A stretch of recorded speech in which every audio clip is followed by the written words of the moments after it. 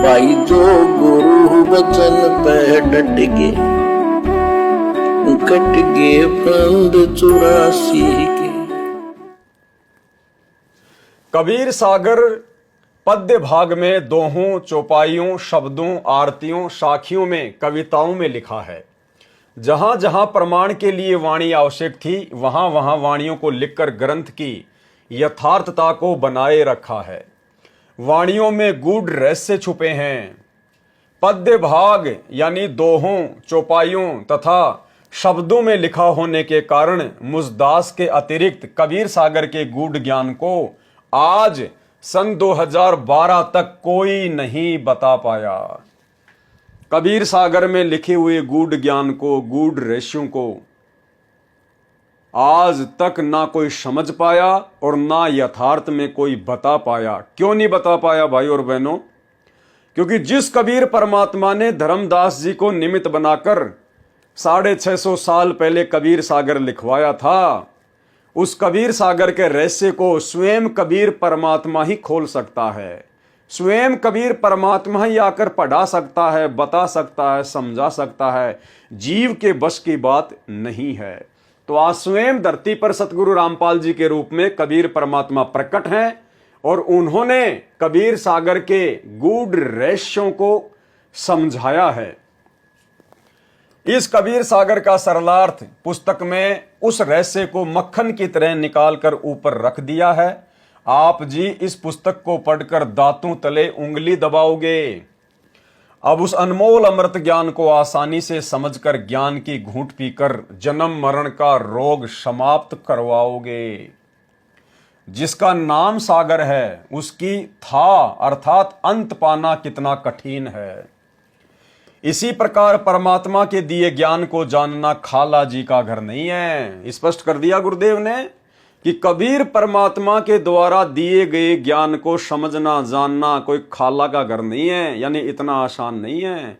उसको तो कबीर परमात्मा खुद ही प्रकट होकर समझा सकता है। जब तक परमेश्वर बुद्धि ना खोले तब तक एक पंक्ति का भी यथार्थ वर्णन नहीं किया जा सकता। स्वयं परमेश्वर होने के बावजूद सतगुरु रामपाल जी अपने आप को छुपा रहे हैं। जब तक परमेश्वर बुद्धि ना खोले तब तक एक पंक्ति का भी यथार्थ वर्णन नहीं किया जा सकता।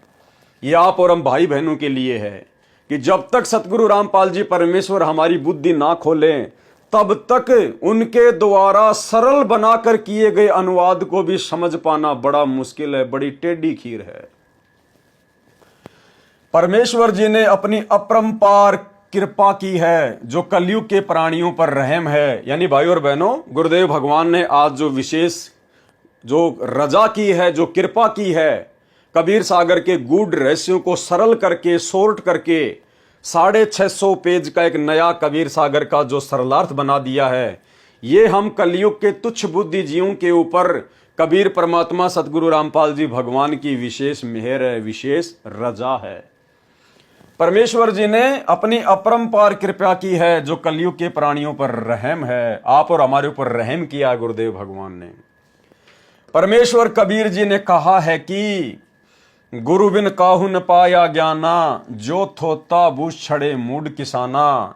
गुरु बिन वेद पढ़े जो प्राणी, समझे न सार रहे अज्ञानी। अब भाई और बहनों, अगर इस वाणी के आधार से यदि हम विचार करें, चिंतन मनन करें, तो हमें पता चलेगा कि ये वाणी आप और हम जैसे तुच्छ बुद्धि जीवों के लिए है। ये वाणी सतगुरु रामपाल जी परमेश्वर जी के ऊपर लागू नहीं होती है। वाणी में क्या कहा गया है? गुरु बिन काहू न पाया ज्ञाना, यानी गुरु के बिना किसी ने भी ज्ञान प्राप्त नहीं किया, कोई भी सदग्रंथों को नहीं जान पाया।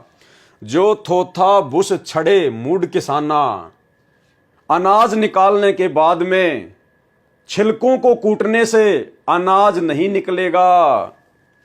गुरु बिन वेद पढ़े जो प्राणी, और समझे न सार रहे अज्ञानी।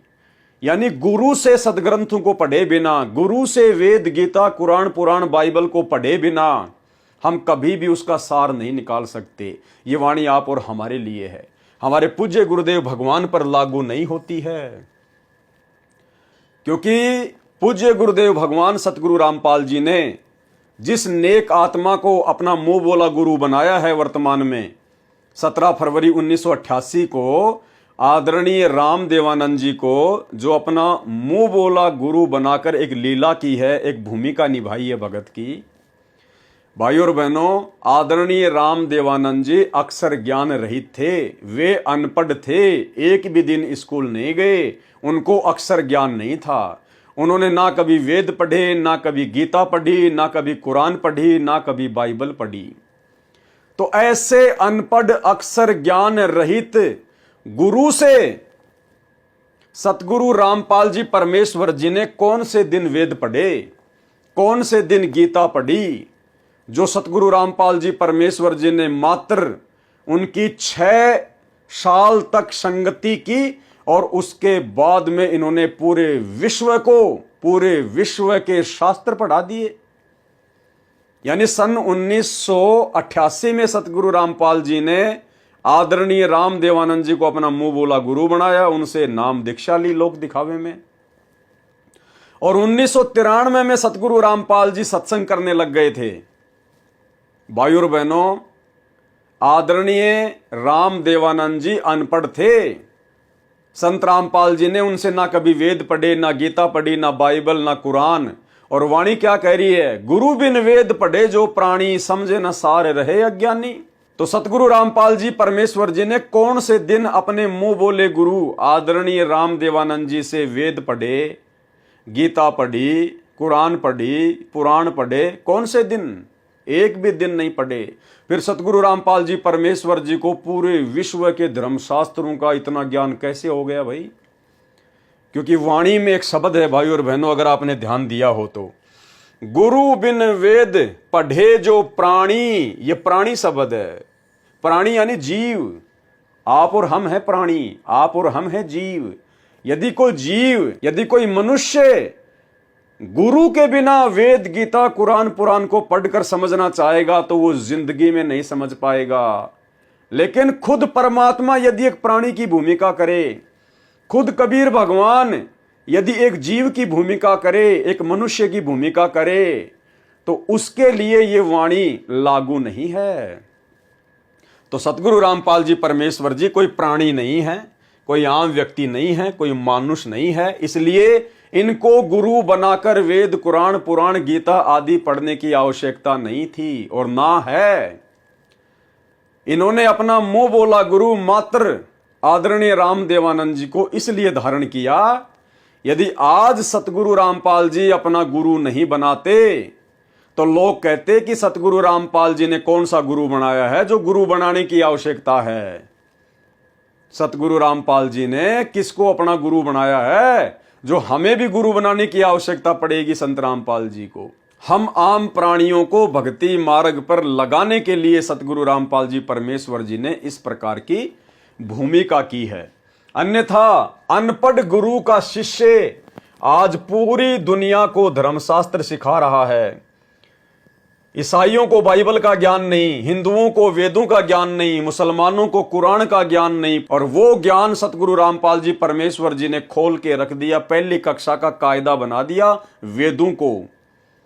तो भाई जिसका गुरु अनपढ़ है, क्या उसका शिष्य मात्र 6 साल में इतना बुद्धिमान हो सकता है क्या?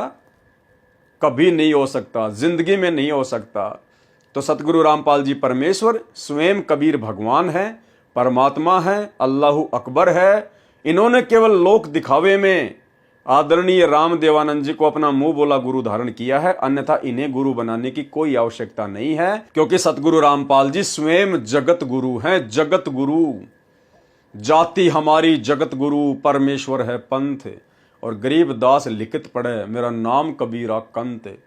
जगत गुरु उसको कहते हैं जो पूरे विश्व का गुरु हो, जिसको पूरे विश्व का ज्ञान हो, मात्र धर्म ग्रंथों का नहीं, हर प्रकार का ज्ञान, उसको कहते हैं जगत गुरु। और जगत गुरु का भाई कोई गुरु नहीं हो सकता, क्योंकि जगत गुरु की भूमिका इस पूरी सृष्टि में खुद कबीर परमात्मा ही निभा सकता है।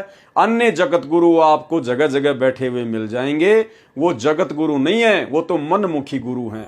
जो गुरु बचन पे डट के कट गए फंद 84 के, कट गए फंद 84 के, कट गए फंद 84 के।